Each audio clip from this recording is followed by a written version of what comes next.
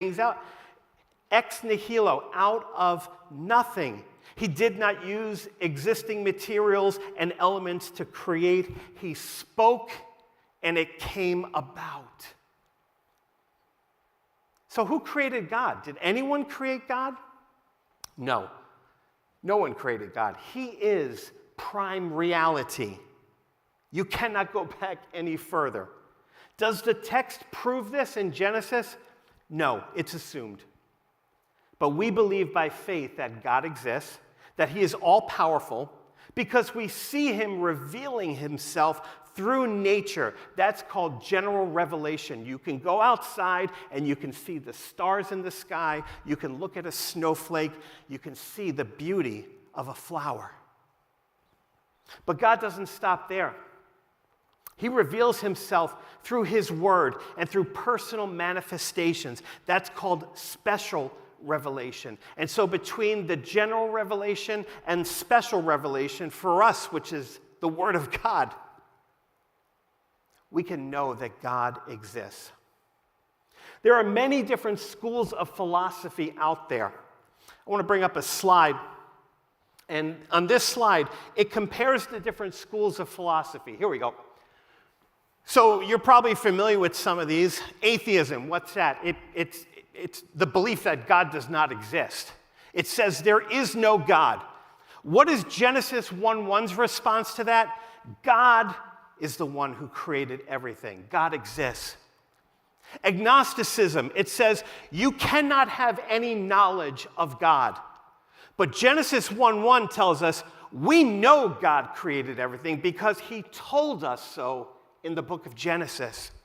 Polytheism, many gods. But Genesis 1:1 tells us there is one God, Elohim, not gods, not little g gods. Pantheism tells us that God is nature and nature is God. However, Genesis 1:1 tells us that God created everything apart from himself. He interacts with his creation, but he is not a part of his creation. Evolution tells us that creation evolved. Genesis 1:1 tells us God created everything. The eternity of matter. It's the belief that matter always existed. But Genesis 1:1 tells us that creation had a beginning. Matter had a beginning. And lastly, fatalism. Everything's just left up to chance, but we know from Genesis 1:1, it was not left up for chance. It was purposeful. There was design.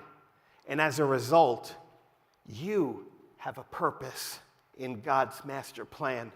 So why did God create the earth? Ultimately, to be inhabited.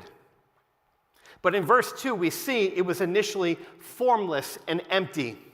Initially, there was darkness over the surface of the deep, which I think are the seas, and the Spirit of God was hovering over those waters. And so there are different theories as to why the earth was formless and empty. Different theories. Personally, I believe it was the starting point. Verse 1, a summary statement of what God is doing or has done in creation, and verse 2 gives us the starting point. Earth. It's sort of like the illustration of an artist. If you know of any artist, a painter, they start with a blank canvas. Or if somebody who's going to make a sculpture out of clay, they start with a hunk of formless clay. But here's the difference. God created the canvas also. God created the clay. The artist has to start with something that was already made.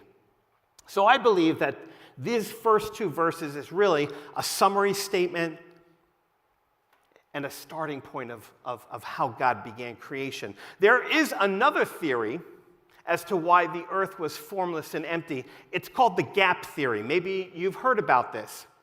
Some people theorize that there